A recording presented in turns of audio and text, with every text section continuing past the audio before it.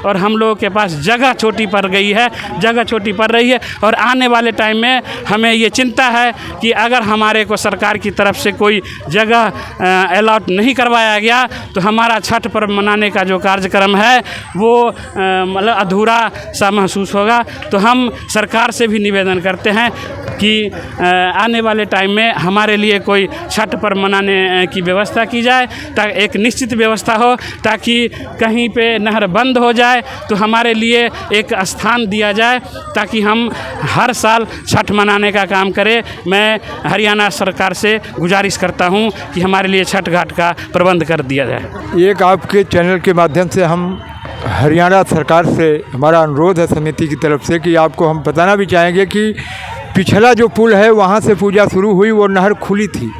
आप देख रहे हैं इतनी भारी संख्या है। तो हमारा जो है कि सैनी साहब से ये निवेदन है कि अगर आपके माध्यम से आवाज़ या संदेश उन पर पहुंच रहा है तो कम से कम इस भारी संख्या को देखते हुए एक घाट के बारे में ज़रूर सोचें, जैसा कि मेरे भाई ने अपील किया। वरना यह महापर्व अधूरा रहेगा। अधूरा रहने से माँ को अशांति के कारण अशांति का माहौल हो भी सकता है। इसलिए शहर को विकसित बनने के लिए एक घाट ही, यह घाट का मतलब कि भी नहर को पूर्ण रूप से खुला रखा जाए और उसके अगल बगल की जो जगह है उसको पक्का किया जाए।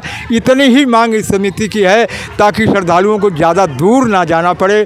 अगर आपके माध्यम से यह आवाज़ हमारे मुख्यमंत्री साहब तक पहुंचती है और मुख्यमंत्री जैसा कि भाजपा सरकार धर्म के प्रति बहुत जागरूक सरकार मानी जाती है, इसलिए हमारा विशेष उस पर विश्वास है कि यह सरकार इस विषय पर ज़रूर विचार करेगी और जिस दिन वो घाट बनाती है तो यह श्रेय इस सरकार को मिलता है और माता रानी की असीम कृपा इसके ऊपर होगी।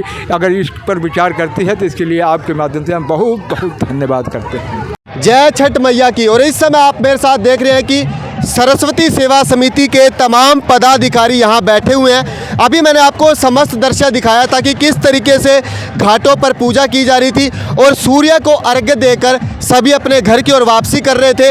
और पूरे मेले की रौनक आपको दिखाने की कोशिश करूंगा, लेकिन इससे पहले संस्था के सभी जो पदाधिकारी बैठे हुए हैं, प्रधान जी बैठे हुए हैं, लगातार इनसे बात करते हैं कि आखिर कैसा रहा त्योहार जी और किस तरीके से विशेष रूप से तैयारियाँ रही।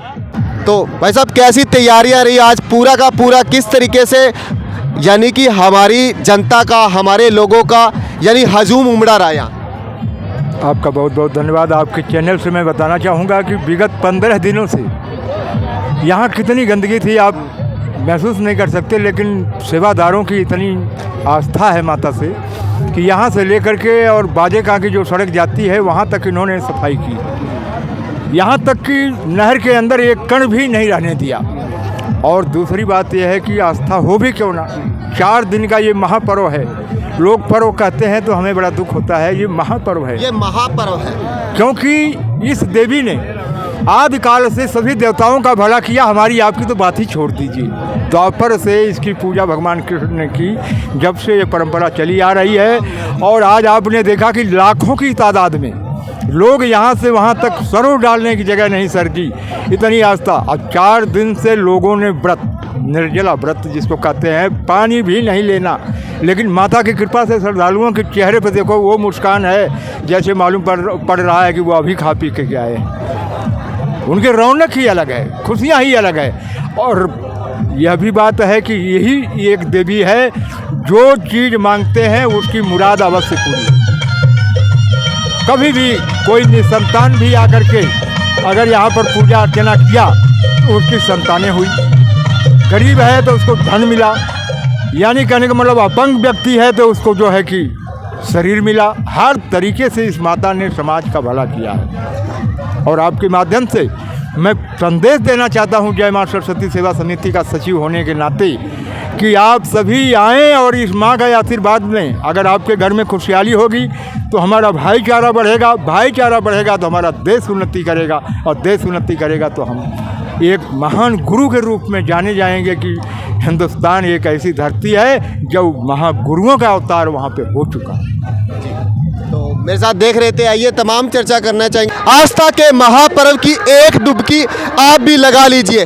ठंडी ठंडी पुरवैया, जय छठ मैया। और इस समय आप मेरे साथ देख रहे हैं सिरसा के दिल्ली पुल पर, जहां छठ पर्व बड़ी धूमधाम के साथ मनाया जा रहा है। और मेरे साथ इस समय माँ सरस्वती सेवा समिति के सभी पदाधिकारी यहाँ मौजूद है। तो आइए इनसे जानने की कोशिश करते हैं कि आज यहाँ छठ मैया का जो पर्व था किस तरीके से धूमधाम से बनाया गया। तो आप सभी का पहले तो स्वागत है हाजिर हरियाणा की ओर से। देखिए जी, बोलिए छठी मैया की। देखिए, हम लोग आज से विगत 16 साल पहले छठ मनाने का कार्यक्रम शुरू किया था। उस समय जो आप ये भीड़ देख रहे हो, जो आपने ये कारवां देखा है, लोगों का हुजूम देखा है, वो देखने को नहीं मिल रहा था। धीरे धीरे लोगों में जागृति आई। मैं तो कहता हूँ यहाँ के लोगों का मैं बहुत बहुत धन्यवाद करना चाहता हूँ कि वो हमारे साथ जुड़ रहे हैं। मैं आपको बताना चाहता हूँ कि आज से पहले जब छठ पर्व हुआ करता था तो लोग पूछते थे कि ये छठ पर्व होता क्या है। जब धीरे धीरे लोगों में जागृति आई, लोग जागरूक हुए, लोग जानने लगे कि आखिर ये छठ पर्व, ये जो पर्व महापर्व है, वो किस लिए मनाई जाती है, इसमें छठी मैया क्या देती है हमें, इसको मनाने से क्या बेनिफिट होता है। एक्चुअल में क्या है, छठ मैया का पर्व जो है वो आज से नहीं, रामायण युग से, महाभारत युग से हमारी सीता मैया ने इसको मनाया, हमारी द्रौपदी जी ने मनाया। तो उस समय से मनाते आ रहे हैं। और ये खास के कहा जाता है कि हमारी जो माँ है उससे अगर किसी को निर्धन को धन चाहिए, सोनी गोद वाले को जो बेटा चाहिए, तो उसके लिए अगर हम आराधना करते हैं, माँ से विनती करते हैं कि हे माँ अगर मेरी सोनी गोद भर दो, तो हम आपको का जो पूजा है वो अगले साल से हम भी करना चाहेंगे। तो इस तरह की मन्नतें मांगते हैं और जब पूरा हो जाता है और पूरी होती है, 100% है कि पूरी होती है, और तब लोग इस छठ को मनाने का काम करते हैं। और अब तो पूरे हिंदुस्तान में ही नहीं बल्कि पूरे विश्व में मनाया जाता है। और पूरे विश्व में मैं आपको एक चीज़ बता दूं, जहाँ जहाँ भी लोग मना रहे हैं, जहाँ जहाँ भी हम बिहार प्रदेश के लोग इस छठ पर्व को मनाने का काम करते हैं, लोकल जो क्षेत्रीय लोग होते हैं वो हमसे जुड़ते हैं और पूछते हैं कि ये होता क्या है। और जब हम उनको बताते हैं, जब इनके बारे में हम उनको बताते हैं, तो वो भी मन्नत मांगते हैं और पूरी होती है। तो वो अगले साल से हमारे साथ बैठ के छठ पर्व मनाने का काम करते हैं। तो मैं समस्त सिरसा वासियों को, समस्त हरियाणा वासियों को, समस्त भारतवासियों को धन्यवाद देता हूं कि हमारे इस महापर्व को आगे से आगे बढ़ाने का काम करते हैं। और इस छठ घाट को जब हमने शुरू किया था उस समय चंद लोग छठ पूजा करने के लिए आते थे। आज आपने देखा होगा हजारों लाखों की संख्या में हुजूम यहाँ पे इकट्ठा हुआ है। और हम लोगों के पास जगह छोटी पड़ रही है। और आने वाले टाइम में हमें ये चिंता है कि अगर हमारे को सरकार की तरफ से कोई जगह अलॉट नहीं करवाया गया तो हमारा छठ पर्व मनाने का जो कार्यक्रम है वो मतलब अधूरा सा महसूस होगा। तो हम सरकार से भी निवेदन करते हैं कि आने वाले टाइम में हमारे लिए कोई छठ पर्व मनाने की व्यवस्था की जाए, ताकि एक निश्चित व्यवस्था हो, ताकि कहीं पे नहर बंद हो जाए तो हमारे लिए एक स्थान दिया जाए ताकि हम हर साल छठ मनाने का काम करें। मैं हरियाणा सरकार से गुजारिश करता हूं कि हमारे लिए छठ घाट का प्रबंध कर दिया जाए। तो मेरे साथ आप देख रहे थे सरस्वती सेवा समिति से पदाधिकारी थे। और आइए जानते हैं कि लगातार 15 दिनों से सरस्वती सेवा समिति के द्वारा नहर की लगातार सफाइयाँ की जा रही थी और क्या क्या सुरक्षा के प्रबंध या व्यवस्था के प्रबंध सेवादारों के द्वारा यानी आपकी समिति के द्वारा, क्योंकि लगभग 25,000 लोगों ने यहाँ छठ पूजा का पर्व बनाया होगा। आपके माध्यम से मैं बताना चाहूँगा कि श्रद्धालुओं के लिए पुल का निर्माण किया गया है और पुल के साथ में, प्रत्येक पुल के साथ में सीढ़ी बनाई गई है ताकि बुजुर्ग से लेके बच्चे तक आसानी से नहर में प्रवेश करें और माता को अर्घ दें और सूरज देवता को अर्घ दें। फिर इसके बाद लाइट की व्यवस्था की गई है कि जो सुबह का हमारा अर्घ होता है वो हमारी माताएं, बहनें, बुजुर्ग लगभग रात्रि में ही आके घंटों पहले खड़े हो जाते हैं पानी में, तो उनके लिए बिजली की व्यवस्था हो। आप देख रहे हैं बगल में हमारा पंडाल लगा हुआ है, वहाँ पर टोकरा रखा हुआ है, माताएं बहनें बैठी हैं, दूर दराज से आई हैं। ये जय माँ सरस्वती सेवा समिति की विशेष व्यवस्था है।